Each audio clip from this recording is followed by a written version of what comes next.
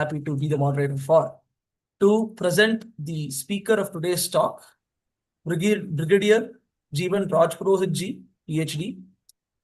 Rajpurohit ji, I've only listened to a few talks of his, but for me, he is somebody who is an aspiring karma yogi, someone who has done the karma, the things that give us safety, the things that give us abhyudaya, the things that give us peace, while risking himself. He is somebody who has worked in the army, someone who has, due to his service, he has been awarded medals by the army chief as well as by the governor of Arunachal Pradesh.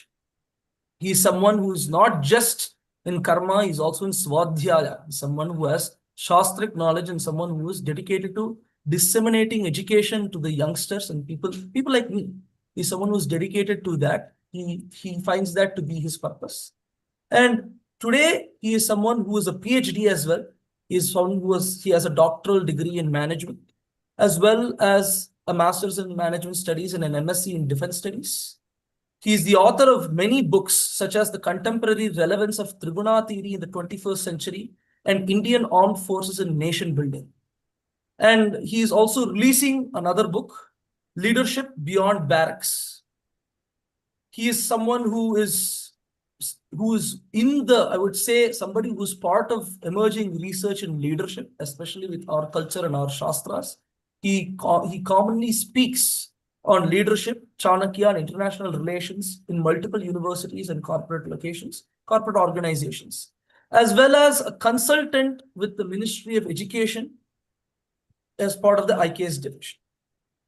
And today, and I think this is the most important part, he is someone who is organizing leadership, capsules, training camps for youth leaders and corporate leaders through his venture Vision That Matters. And in that way, in every way, I really feel he is someone who has dedicated his life to serving the people around him through various means. And it is an incredible, incredible honor to be moderating this talk today. Rajpurohit ji will be presenting on the art of leading, ancient India's blueprint for the ideal leader. That being said, Rajpurohit ji, please take the stage. Thank you very much, Ashwath. It is indeed a privilege to be part of Waves and speaking on this podium on leadership primarily. And thank you, Ashwath, for this very detailed introduction. My one-liner introduction is I am a soldier. That's it. A humble, simple soldier of Ma Bharati. And I would do anything to maintain, restore, and capture the honor of Ma Bharati in whatever way possible. Having said that, let's get on to the business. Time is now 8:41. The total time given was 60 minutes. How much time do I have to speak, please? G, you have 40 to 45 minutes. 40 to 45 minutes. All right. Yes. So what I'll do is I'll straight away go on to the my PowerPoint slide, and I hope you all can see that, and I'll begin. Oh, sorry. Yeah, right. The technology comes with a glitch, and every time you got to start from the beginning, it takes you somewhere you got to get back. Fine. Once again, heartiest welcome for this session. I am sanguine that I have audience who is highly eloquent, well-read, and for a soldier to talk about the Shastras to the honorable, educated, and visionaries would be सूरज को दीपक दिखाना वाली बात. So, in my humble way, whatever I have learned, both in practicing leadership and through the Shastras, I'll attempt to share that with you. And Bharatiya Gyan Parampara, or the Indian knowledge system, is full of examples, the living examples of leaders and leadership. So I have purposely said the art of Yug Nayak. Yug Nayak is a leader who's for a yug. I'll talk about this. Should a leader be for a day? If I make you a prime minister of a country for a day, or an hour, you become the leader of that organization, of that country for that specific period. But does that finish there? Is your role over after one day, 1 year, one tenure, and so on, maybe one life? But when you say Yug Nayak, it is an era.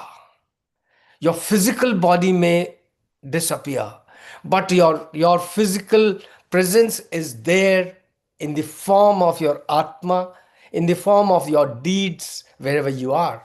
So I bring the leadership wisdom from ancient Indian knowledge systems and our traditions. I'll attempt to finish it in surely in 40 45 minutes. So do give me a tinkle, Ashrut, at about say 8:20 or so. All right, great. So let's begin. What I shall cover in next 40 minutes is, besides the introduction, I'll cover what is knowledge system and leadership. Where is the relation? Why does Bharat's wisdom matter for leadership today? If it mattered that time, does it have a relevance today? Does it matter today? We'll talk about this. We'll talk about Yug Nayak concept. When I was working on this presentation, I went through and said Nayak is one part, or a leader or Netratva is one part of it. The duration is the second part of it. How is it that we put the two together and make leadership enduring forever? And while working through this, we all understand, we all know dharma. So I attempted to framework dharma into a concept. I'll attempt to share this five-pillar IKS leadership model. May help somebody like Ashruth and other youngsters. And then I'll go on to a book that I have recently written, Lead Like a Legend. It is available in US, Europe, and other countries, both in the Kindle form as well as the physical form, both soft and the hard copies. In India, on Amazon, it is available on Kindle as of now. 12th of April, this book is being released by Chief of Army Staff in Delhi. So that will be a physical launch of this book, and I'm very honored that Army Chief has accepted to launch my book. And then I'm open to the question answers. Let's begin. Let's begin. Katha Upanishad says, Uttishtatah Jagrat Prapya Varan Nibodhata. All of you are well aware that arise, awake, and stop not till the goal is achieved or reached. In modern days, Swami Vivekananda said this: arise, awake, and stop not. You remember 1893 when he was in US and he proposed the concept of Bharat in the religious concept, World Religious Conference, and that's where our systems come from, our traditions come from. And when you decide that you will not stop till you achieve your goal, that precisely is leadership. Others would give way in between, but the leader will not. And this was not told to the soldiers that we go capture the enemy area. But it was told by Katha Upanishad to the human spirit, to all of you, a common man, you and me. And if I look at the human history, I find that this small one-line shloka is so powerful on leadership. It doesn't give you practices in 1, 2, 3 form that you follow this practice and you'll achieve a leader. No.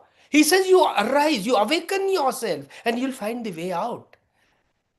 The question is, am I prepared to rise? Am I prepared to awaken my body, my brain, my mind, and my soul to achieve whatever I have envisaged in this one life?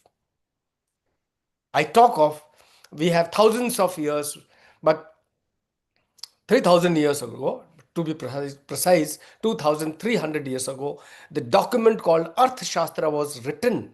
And it is available, almost 60% of this is available, where the leadership philosophy is so given. And I'm sure all of you have gone through it. If not, please go through this. It is not Earth Shastra as we understand. Majority of people, when they meet me, they say it is related to earth, economics, money. I must add on to say the meaning of Earth Shastra is far beyond. It relates to what the first line says from Katha Upanishad.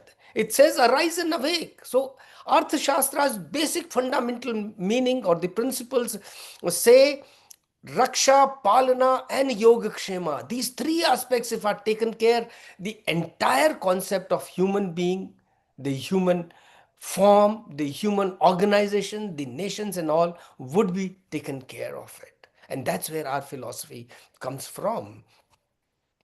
Right.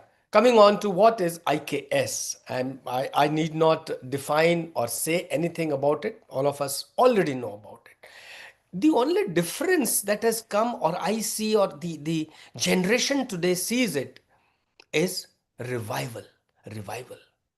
For over last 77, 78 years of our independence, we just been living on what has been given to us for past 800 years or 1000 years by the guys who dominated us, brutally ruled us. Call it Muslims, call it the Afghans, they call it British. But they ruled over us. We forgot our traditions.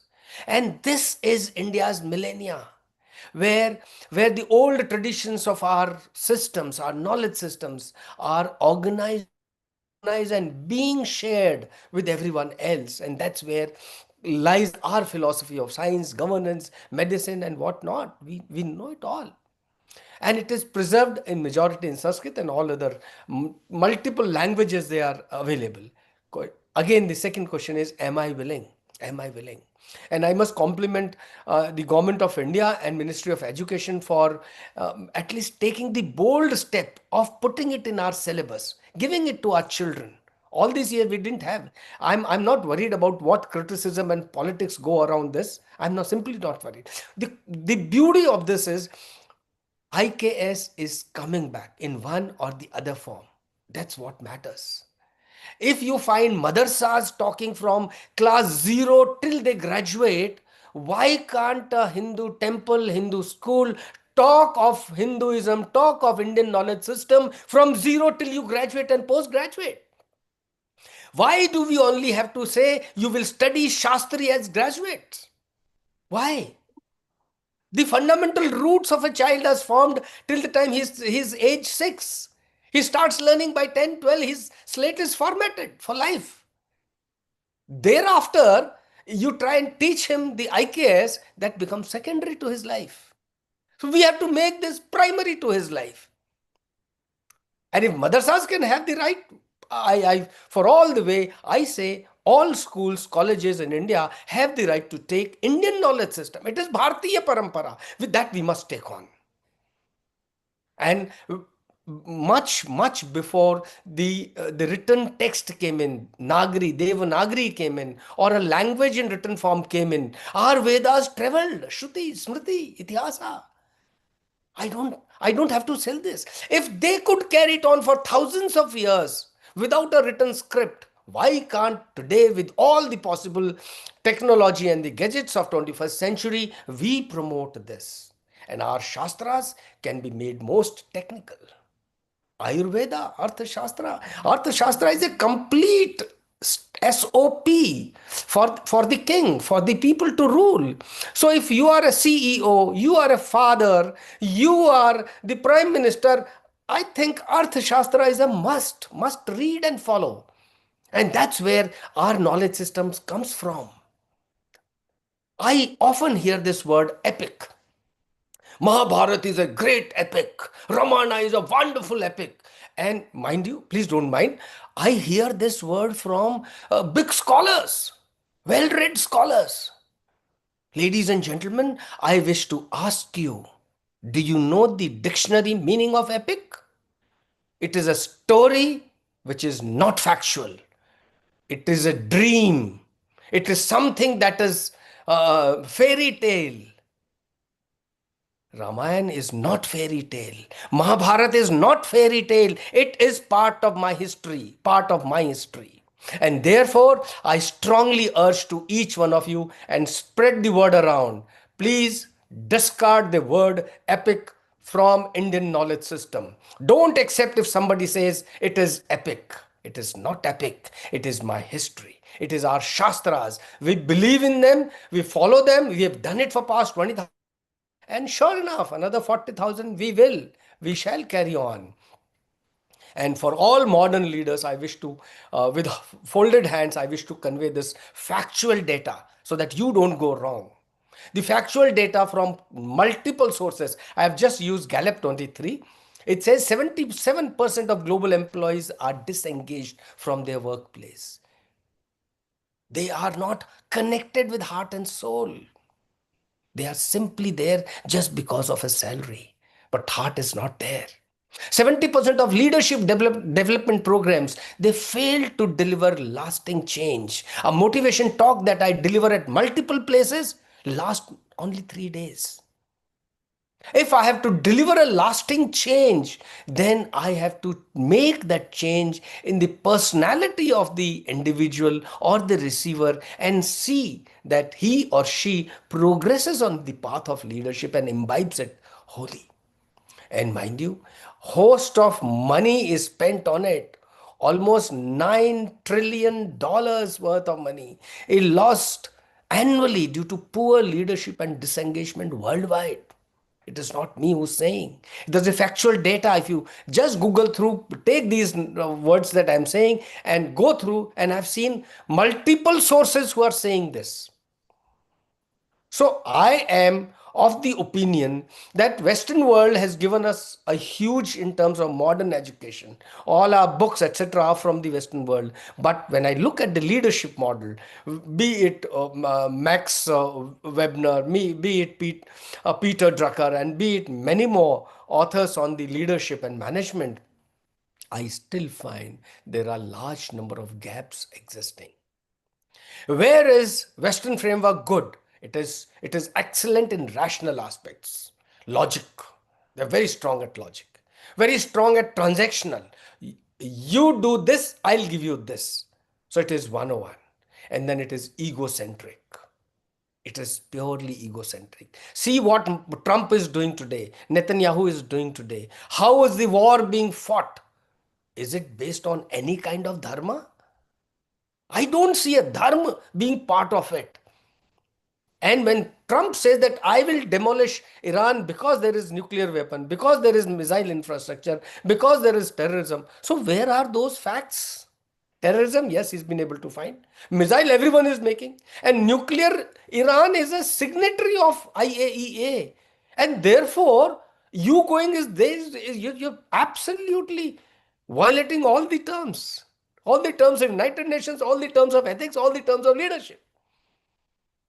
So they are very good at it, yet there are gaps. So when you say leadership from the Indian context or IKS context, we in today's context only go for performance, irrespective of anything else. You just need to perform and give the result. Whereas what is neglected is dharma, the purpose, the inner transformation. Unless the inner transformation takes place, it cannot go, cannot be part of it. Remember when Chanakya said that when you have to capture an enemy state, the population of that state become your population, and therefore they should be looked after extremely well. And therefore, even before you capture that country, the people should be willing to come over to your side and say, sir, we are part of Bharat. And that is how the victory used to take place even without even without a war. Because you moved the masses, and that is what is leadership all about. That people are willing to do what you want them to do. Exactly. And therefore, the very foundation of our ancient Bharat thinkers is placed at the center of leadership. This is what they can give to the present world.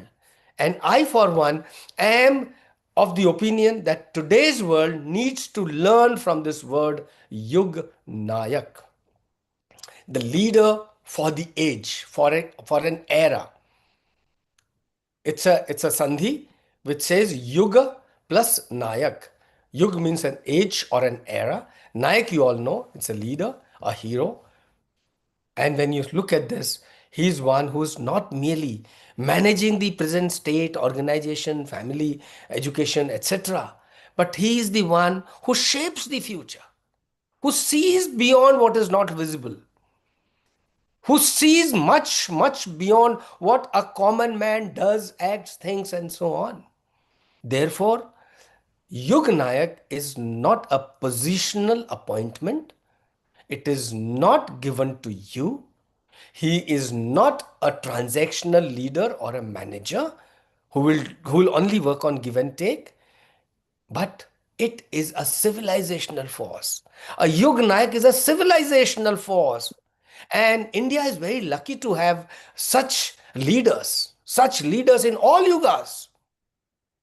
I, for one, may consider that 50 years, 1 year, 100 years could be one's part of a small yug.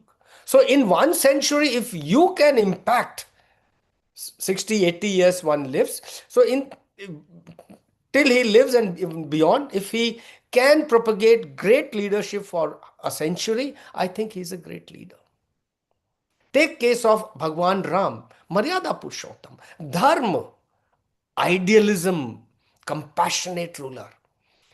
Look at another style of leadership, Bhagwan Krishna, Niti strategist, highly flexible, adaptable, but purpose is very clear, very goal oriented and transcendent.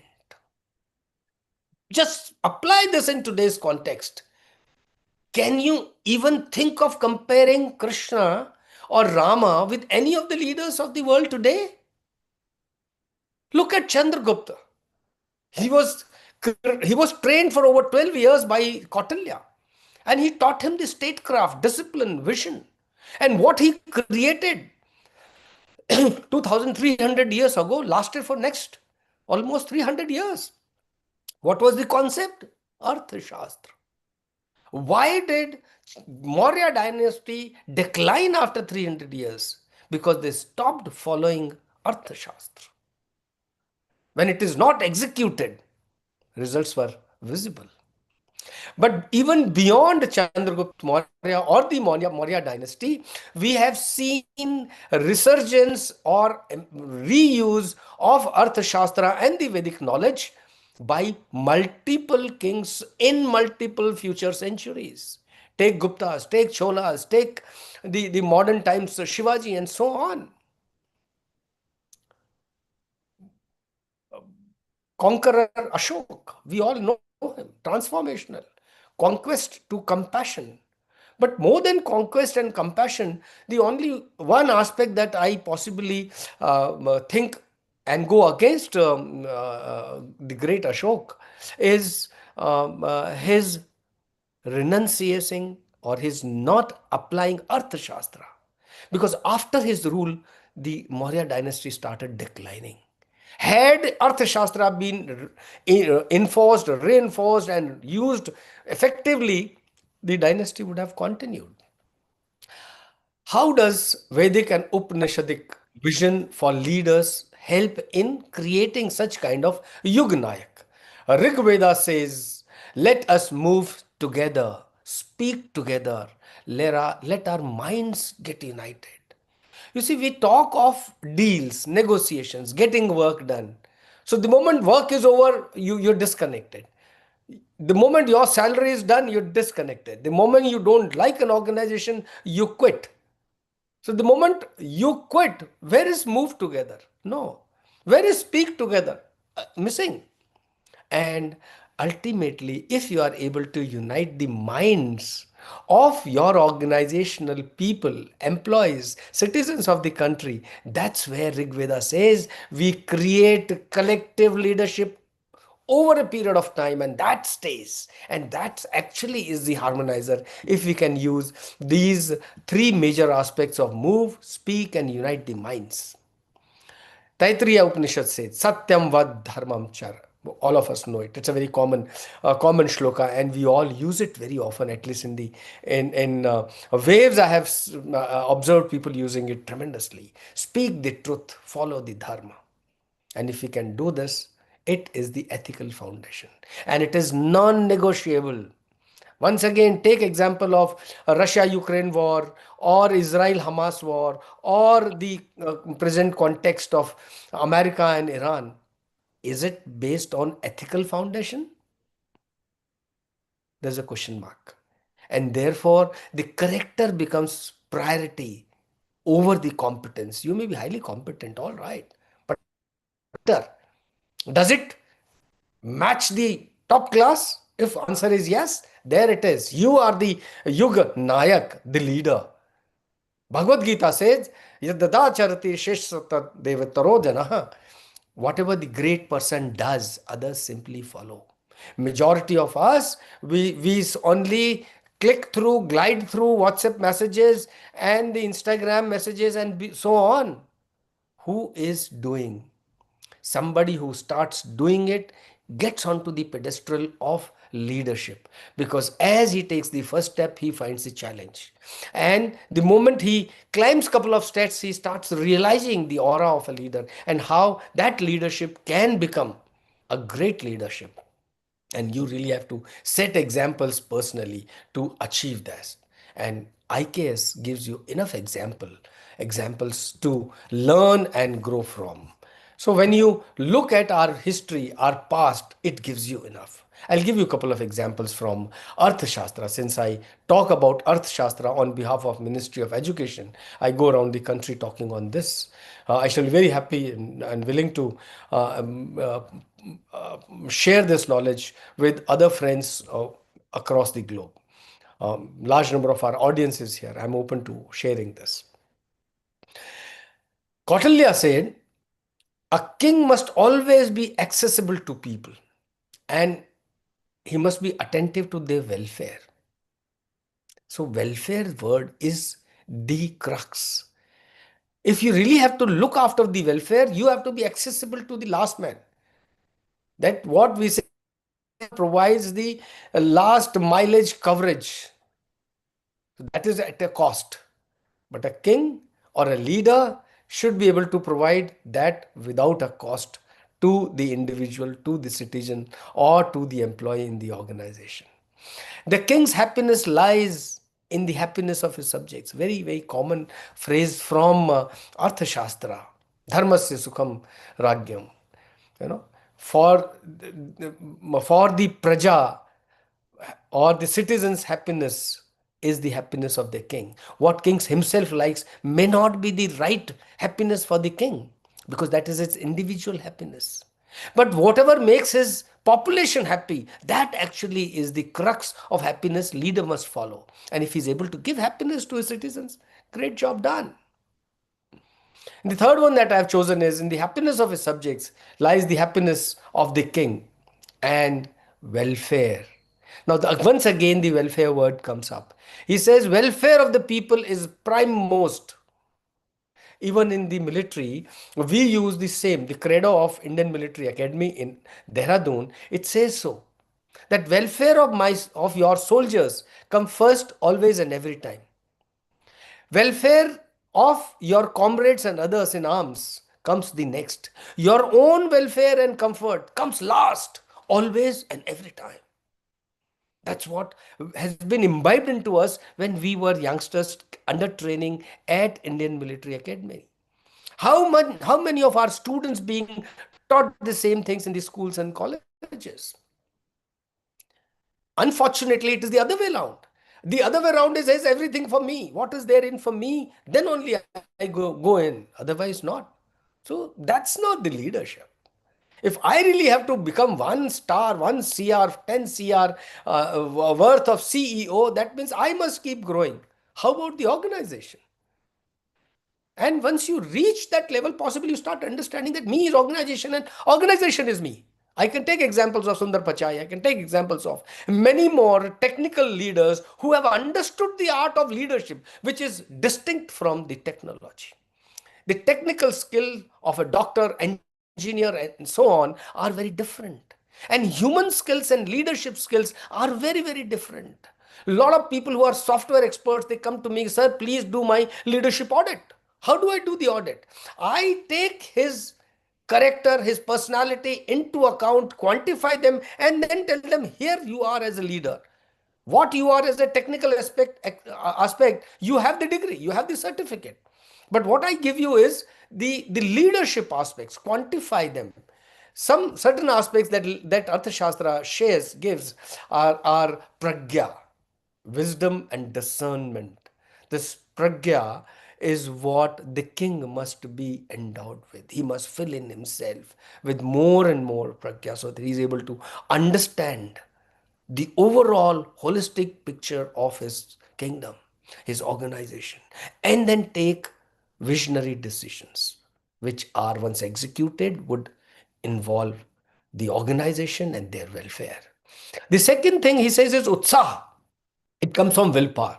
Actually, Acharya Chanakya, he says there are three types of energetic enterprises, or he said three types of powers. Powers. I ask you all, ladies and gentlemen, you tell me which one is the biggest power. One is intellectual power, very high.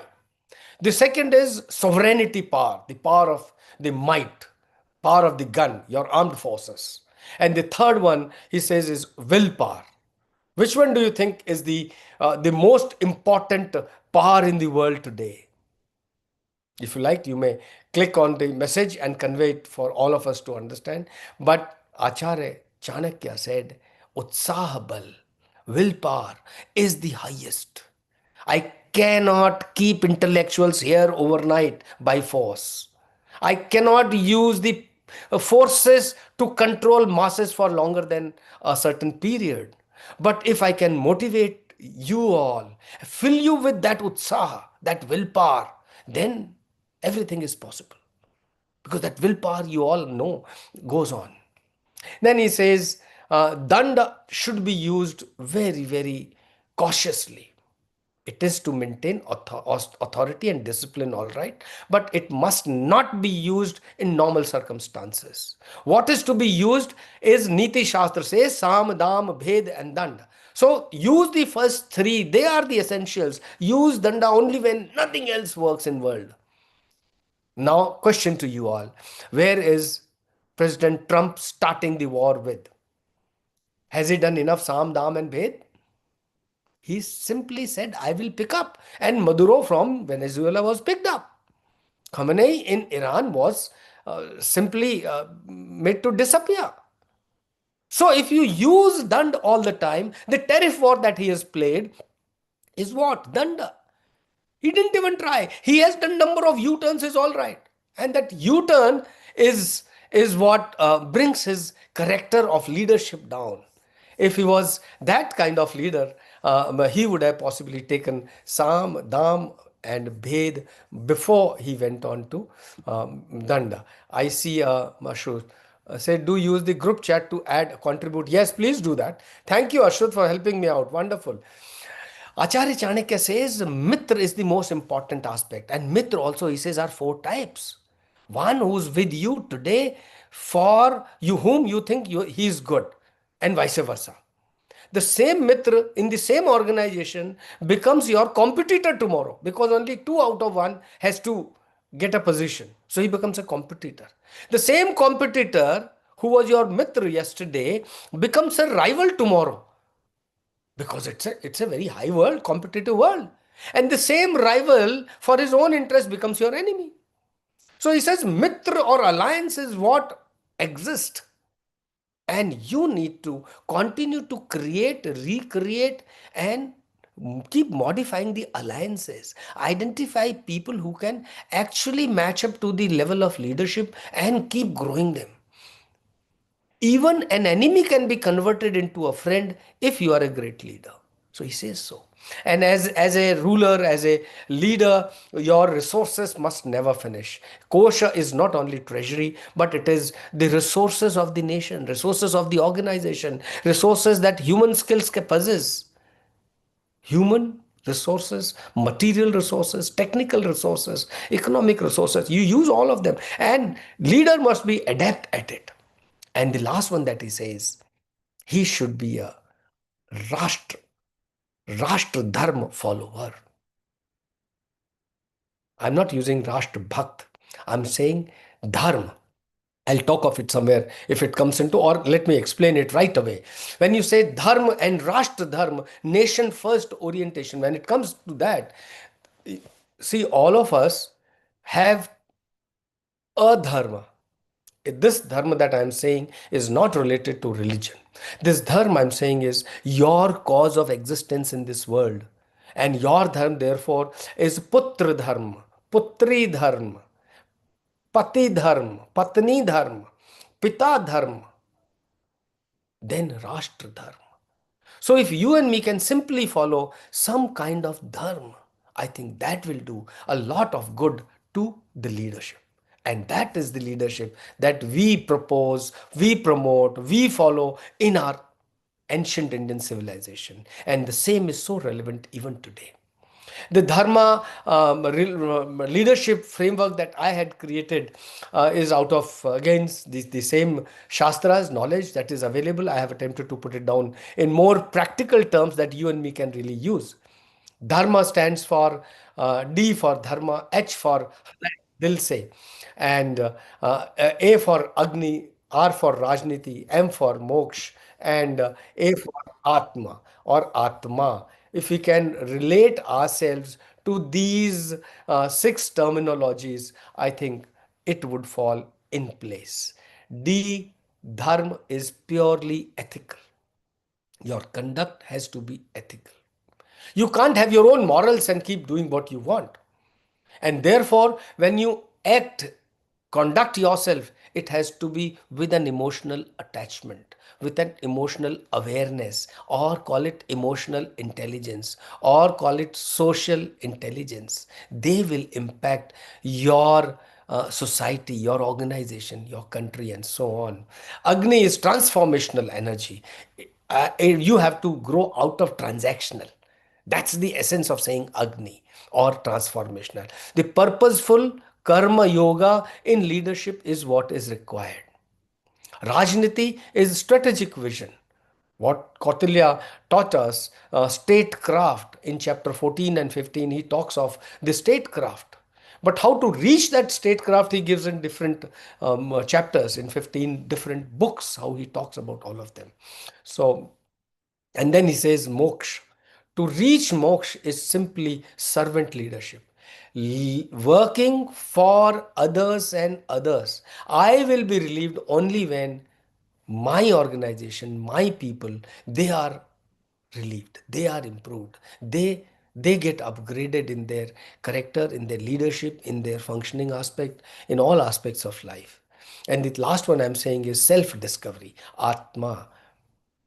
Actually, when I start my leadership modules, I start with self discovery as the first one. How well you know yourself? That's the first question that we go through. The second question is how well you know others. And then go on to the environment and say, how will you be able to conquer the entire environment or the organization and help them come out of it. These are explanations of the same dharma, ethical. Hridaya is emotional. It says Bhagwan Ram's governance was Dharma Raj, the benchmark of just leadership. It is the righteous duty. Hridaya says, do not do to others what is unpleasant to you, said in Mahabharata. So it's so relevant, right? Antahkaran is what is more important. When you look at Agni, it is that energy which is Nishkam Karma, action without attachment. The military parallel is the mission focused without ego. I'm focused on the mission, not on myself or my glory. Together we must achieve. Then only the mission is achieved. In today's context, it is execution excellence, it is accountability, it is creating the work culture, it is creating the energy in the subordinates. Moksha is servant leadership. It talks about, again, your dhamma governance, welfare over the conquest. If you can look after your employees, people would not say how much money you earned, but they will definitely remember how well you treated somebody. That is most important. And therefore, what was applicable then, even today, it is purpose-led leadership. CSR is all about this. Community leadership is all about this.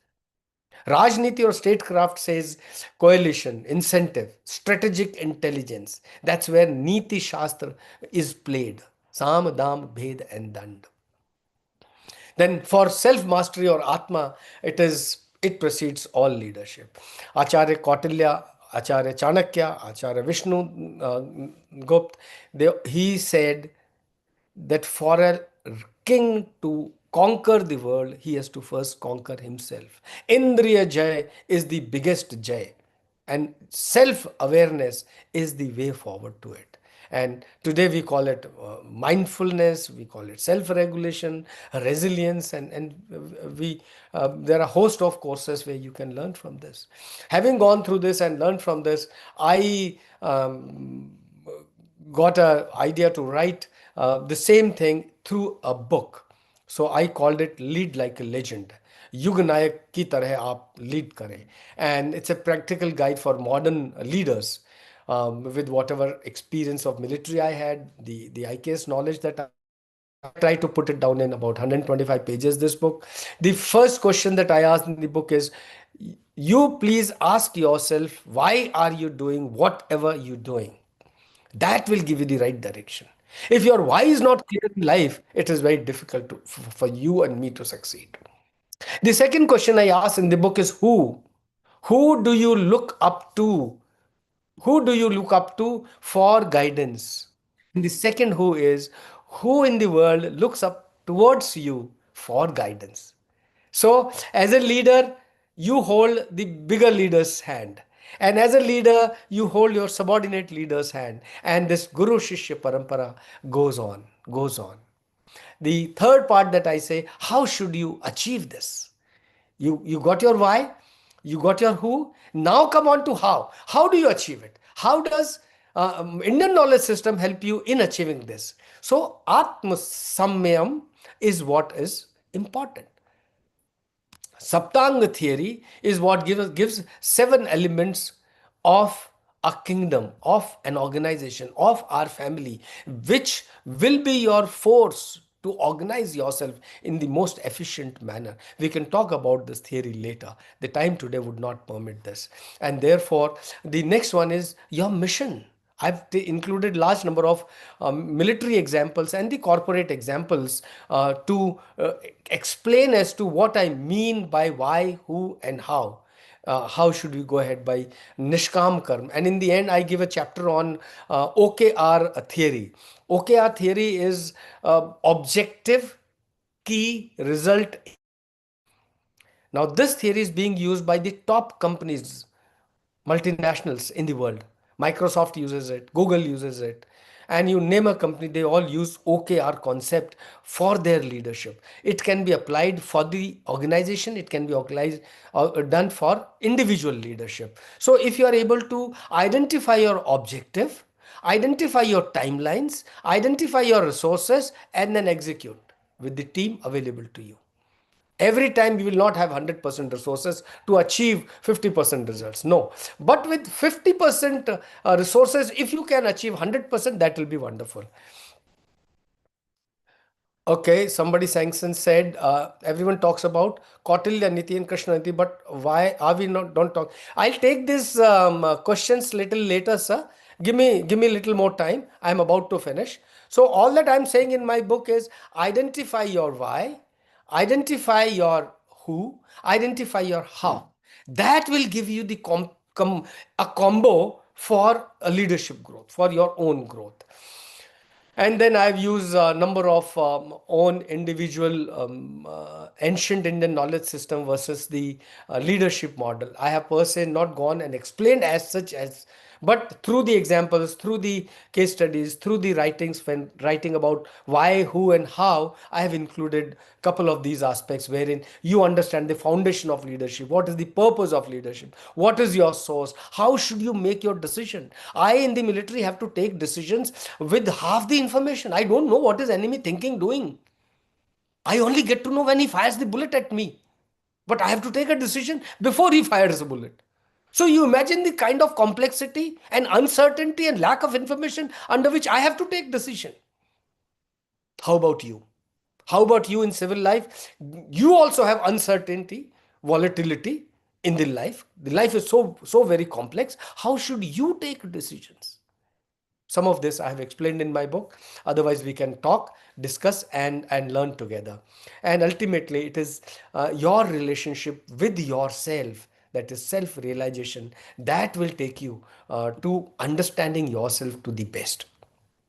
And therefore, what my mission is, in my life, in the army, I was lucky that I was interacting with thousands of soldiers and the officers whom I could train, interact, and grow. Now, having come to the civil side, having retired, I am now a social soldier. So all that I do is create a million leaders is my mission. So keep going, keep talking, keep creating. Some people will love it, somebody will lump it, somebody will compliment you, somebody will criticize you. That's okay, that's part of life. And therefore, through my book, through my teachings, through my YouTube, and Waves has been a great platform where I have learned and grown. And the ultimate line that I feel is, if Kautilya could train Chandragupta, a boy who did not know statecraft, who did not grow in the empire's ruling class, he taught him to lead an empire and lead successfully. He gave that IKS vision to Chandragupta Maurya and millions like him in the kingdom, the super class kingdom, with the sole motto of welfare of people. He did this in one life. Acharya Chanakya did this in one life. Can you and me do something in one life? We also have one life. We are also educated. We all understand everything. And therefore, can we do something? Can we do something to transform, if not the whole world, at least our little environment wherever we are? So while I'm talking to you, I urge through this session to all of you to pick up the leaders, to talk to youngsters, to talk to elders, to talk to the society, to talk to women. Today is a Women's Day. Compliments to all the women. Because of you, I'm here. Because of my illiterate mom, I'm here. But she was illiterate from the education point of view. But from culture point of view, she was so rich. Where did she learn from? Indian knowledge system. Shruti, Shravan. Those are the things that gave in. And it is still continuing in your and my homes. Let's all build it. While today the cricket final is going on, the result is India is 255 for 5 and New Zealand is 35 for 2 out. So what is the leadership that you see on the ground? It is not those 11 people fighting. It is 140 billion worth of civilization standing for its honor. And that is where our Indian knowledge system helps in growing other people. And therefore, while I come to the close of my session. Time is also 8:25. So I would like to share some of these takeaways with you all. That saying that IKS is not a mythology. IKS is not an epic. It is a complete, tested, proved science of leadership. It has been refined over millennia. We can use it without any doubt. It has succeeded in the past, it is succeeding in the present context, and it's likely to succeed in future as well. Yugnayak is not born. Yugnayak is created, built over a period of time, followed through dharma, self mastery, purposeful action. If we can create this kind of Yugnayak concept in whomsoever you meet, in our children, in our adults, in our employees, in our CEOs, in our ministers, you find so many of them corrupt. What kind of dharma they are following? And if you find that, be strong enough, an Indian, a Yugnayak, to contest and say what is right. Kautilya's Arthashastra, I recommend people to read. I have a soft copy of English, Hindi, as well as Sanskrit. If you need, I shall be very happy to share. But this is so very applicable even today. Western models, Western models are existing. They have succeeded. Their books have succeeded. But remember, they address only the exterior. They only are result oriented. They are not inner conscious oriented. We have to be both inner as well as outer. And that is where IKS, with its inner conscious science, and the Western world, which is teaching you to give results, they can be combined to make a great leader out of any one of us. Then he says every leader in this room carries civilizational heritage. What example I just now said, the cricket field, my personal military life, and when I interact with people in our waves and outside, I find that the dharma framework is in place, it is available. Part of it we follow, the rest we need to activate, and just put the activation mode on and it will happen. And therefore I when I look at Zen Z, when I look at Zen Alpha Beta, I find that a resurgence is on. Resurgence is on. There was a time when the generation to generation gap was 50 years. Me and my dad, we used to think differently when he was 60 and I was 10, and I contested him most of the time. Today, this gap is reduced because of technology. When Gen Z came, this gap came down to almost 10 years. And with Alpha and Beta, this gap is just 5 years. Please remember that. That's the generational gap that we are through. Who will stand by in such situations? It is only our leadership renaissance that will help. Integration of Indian knowledge system in the education through our efforts of the waves and through all adults and the leaders here, we shall begin. This is the renaissance of Indian knowledge system. This is Bharat leadership renaissance commencing. And I very strongly urge that you be part of it before you are left out. Because tamso ma jyotirgamay is going to stay. It's going to stay. People like you and me will lead others from darkness to light. And that is the sacred responsibility of each one of us. Each one of you, each one of us in the environment, your environment, my environment. And that, ladies and gentlemen, is Yugnayak. You create an era where you leave the leadership mark for permanency. And I spread this out through my small little venture called Vision That Matters. And I shall be very happy to help anybody who wishes to take on this. With this, I finish my session. I am open to praises, criticism, observation, everything possible. Ladies and gentlemen, the platform is yours. Namaste, Rajpurohit ji. Thank you so much for the very clear, talk that actually gave a lot of takeaways. I mean, starting from Uttishtata Jagrata Papya Vara Nibodhata all the way to Tamasoma Jyotirgam. It's almost like waking up. In fact, I remembered of a Samhita mantra, which is Uttishtata Maswapta Agnimichadvam Bharata. Seems like the precursor. Get up, stop sleeping, and everybody, Bharataha, they who aspire to be in the light, they who aspire for enlightenment, may you all Ichadham, may you all love the fire, may you all go towards the fire. So, okay, with that thought, let us go on to, the question answer session. We have a lot of, we have a few, I guess, thoughts and discussions in the chat here. So we'll start with those. We have around 10 to 15 minutes. So if time permits after that, we'll go on to either people asking questions orally or any other questions that come up as we go on. I can take on these questions, Ashwath. Yes, the ones here. Aranya Maji said, Sir, can we consider Netaji Subhash Chandra Bose as a real Yugnayak as he made his life? Absolutely phenomenal. You're so very right. When we say in the modern world, before we gained independence, there were large number of people who were committed to this. And Chandragupta, Netaji Subhash Chandra Bose, one of the most agraganya neta. I actually admire the way he went around with a small force in Singapore. He rose to fight against the British might. I 100% am in agreement, sir. And did he follow Vedic philosophy? See, he was again a karma yogi.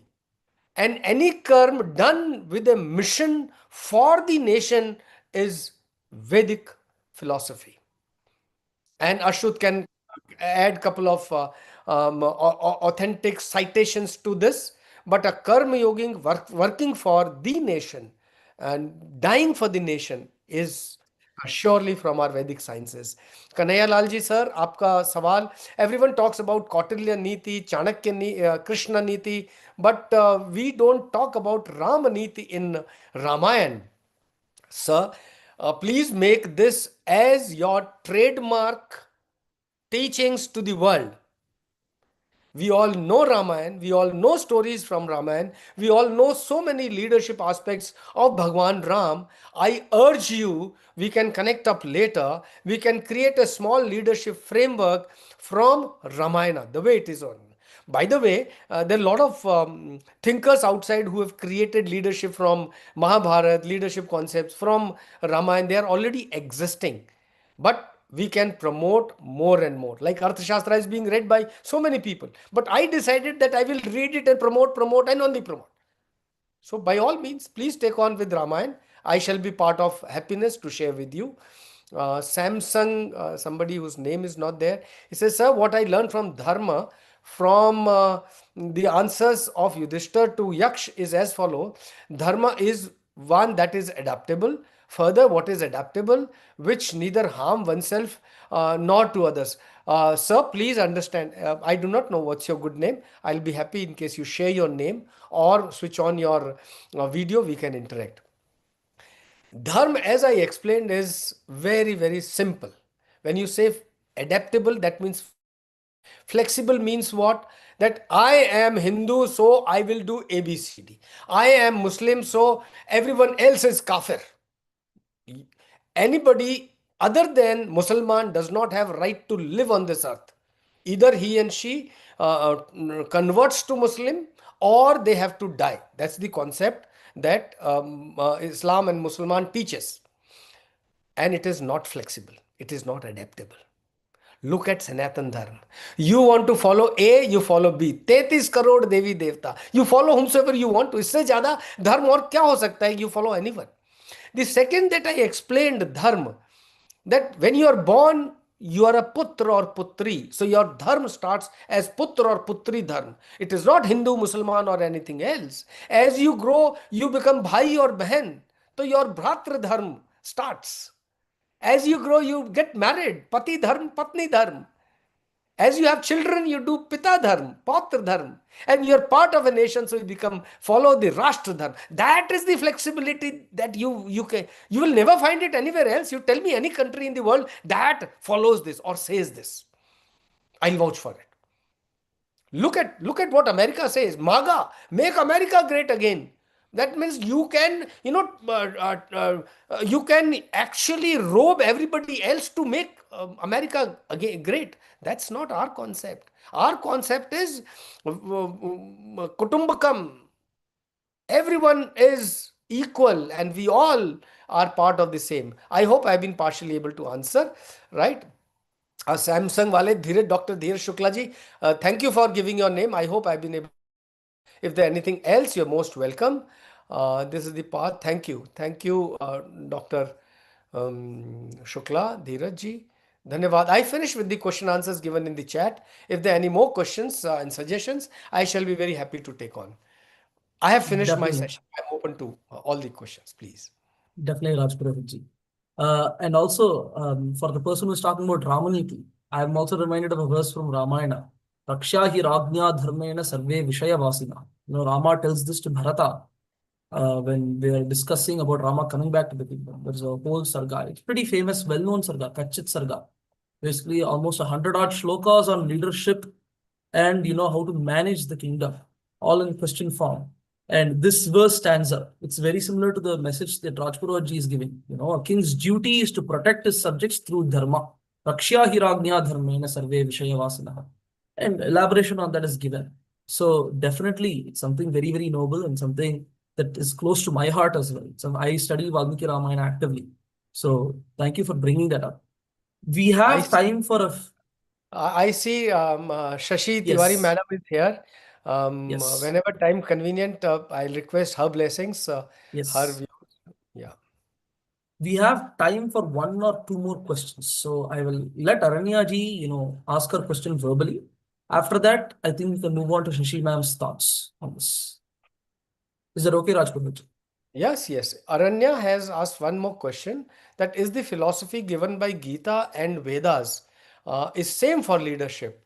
Yes, see, Aranya ji, our education, our knowledge, our leadership concepts come from our Sanatan Dharma that originates from our scriptures, and not one, as initially I had mentioned, from Vedas to Arthashastra, and even beyond that, in the modern days, a lot of concepts have come up, a lot of concepts have been revised, a lot of concepts have been upgraded.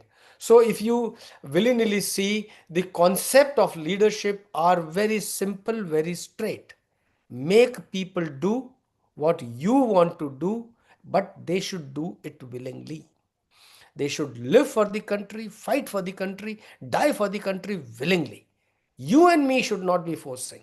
Your and my job as senior, as an adult in the family, as a responsible father, mother, and so on, is to give them Raksha, Palana, and Yogakshema. If these three are covered, the Gita and Ramayana are all explanations of all these aspects, and there are host of that. We can discuss them at length at convenience. Thank you so much. Okay. So with that, I mean, this was a very cut, clear, and crisp question and answer session. So that being said, I humbly request Shashi ma'am to give her concluding remarks on this topic. Namaste, Shashi ma'am. Ma'am, I believe you're still muted. Unmute करें ma'am. Ma'am, yes.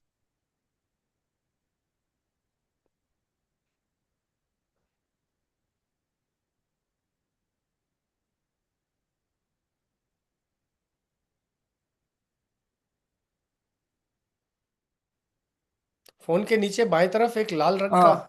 जी. Yes. नहीं आया. I don't, okay. Ma'am, it's still muted.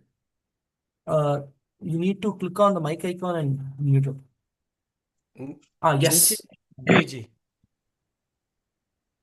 And We can hear you now. Ji and अभी picture आपकी आवाज आ रही है. is okay. जी अभी आप बिल्कुल ठीक है. Yes. Okay. Thank you. Namaskar to everyone. Firstly, I will say sorry because I have connected myself some time later than the scheduled program due to some reason. But I was listening partially his speech, and I am very proud that Brigadier Dr. Jeewan Rajpurohit ji, I have done I have find out him in from Gorakhpur, and in the waves I brought him, and now he is vice president of it, our organization. So Jeevan Raj Purohit ji is a very great yodha, a very great scholar, a great speaker, and a great Desh Bhakt. As you have seen in his voice, his speech was very powerful and thought provoking. All the time he was giving some point to think about it. And he was mainly speaking about the leaders, the leadership, how they should protect their subject, and how they should care for their nation, their son's culture, their other things. And ideal leaders in ancient India are Ram, Sri Krishna, and so many we have in our epics and our literature. So it was a very long and very big topic. I know it is a very big topic, but he has done it very carefully and in a very small and very brief style. Presentation was there, and it was very clear also. So I was thinking that if our we will select our leader. He should be like Jeevan Rajpurohit ji model what he has presented there. So his PPT is also very fine, and you can use it and you can uh, utilize it whenever you need it.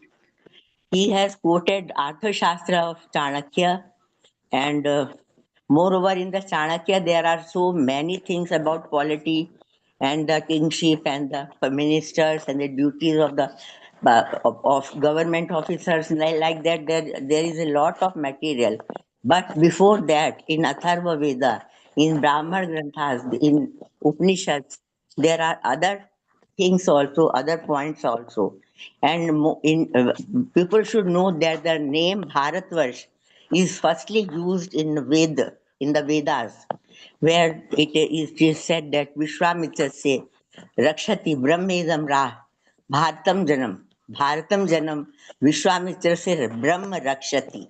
Brahma is intellect. So always Ved says about two things, Brahm and Kshatriya. Brahm means intellect and the Kshatriya means strength, the power. So both combined should be in a leader, and through that leader, that country, that nation, that civilization should be protected, should be become ideal for other persons. So like that, there are so many things about his talk, and very powerful speech you have given, no doubt. And I think everyone will remember it for a long time. And I am also impressed by your point which you have raised in the last part, that dharmo rakshati rakshita. Dharma should be the basis of leadership.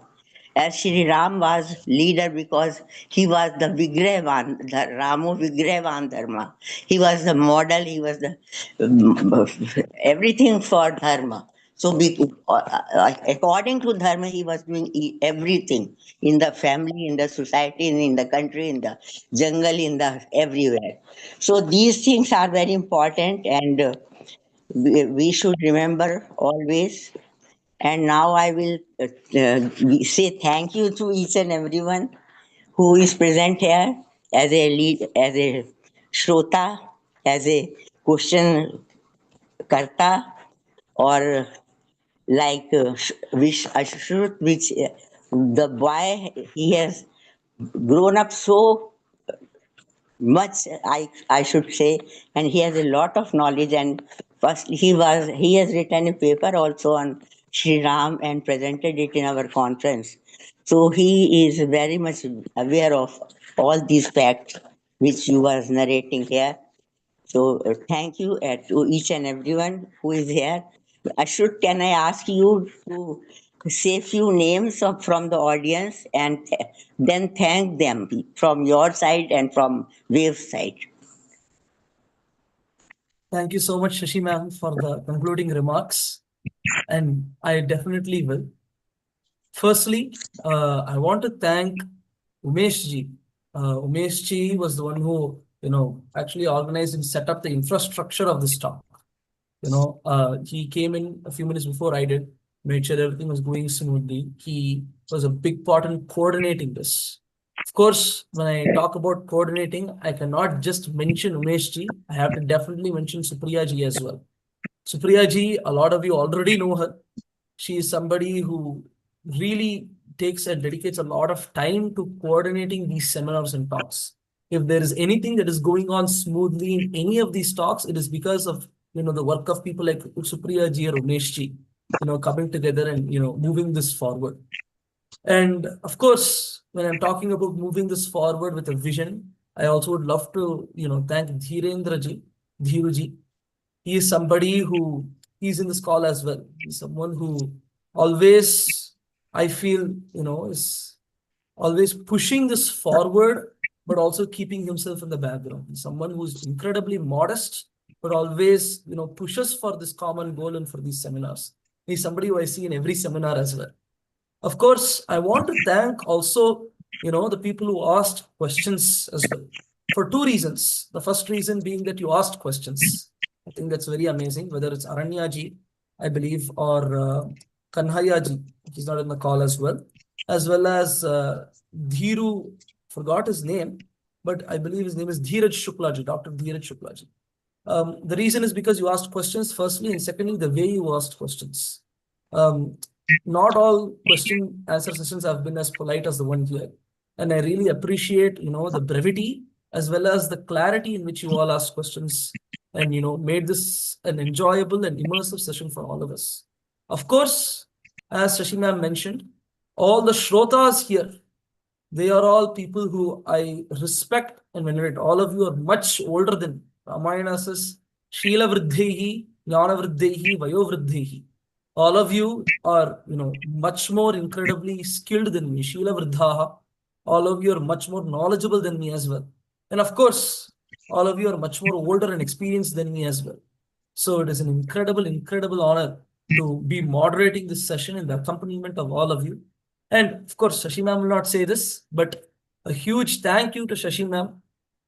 I don't have to specify too much of who she is and what she does. It's evident in the way she carries herself, in the way she brings out, all the individual potentials in the name of waves forward to, bring this yajna, whatever we have going so far with these talks, with our conferences, further in the path of dharma, in the path of abhyudaya and nishrayasa.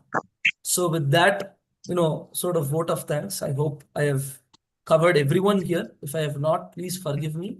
All of you are people who I am indebted to in some way or other. So with that, I am going to wrap up today's session with a closing invocation. This closing invocation is also very special. It's about working with every part of our body for the welfare of our fellow people. So we shall begin. Om Bhadram Karneभिः शृणुयाम देवाः भद्रं पश्येमाक्षभिर्यजत्राः स्थिरैरङ्गैस्तुष्टुवागुंशस्तनूभिः व्यशेम देवहितं यदायुः स्वस्ति न इन्द्रो वृद्धश्रवाः स्वस्ति नः पूषा विश्ववेदाः स्वस्ति नस्तार्क्ष्यो अरिष्टनेमिः स्वस्ति no बृहस्पतिर्दधातु ॐ शान्ति शान्ति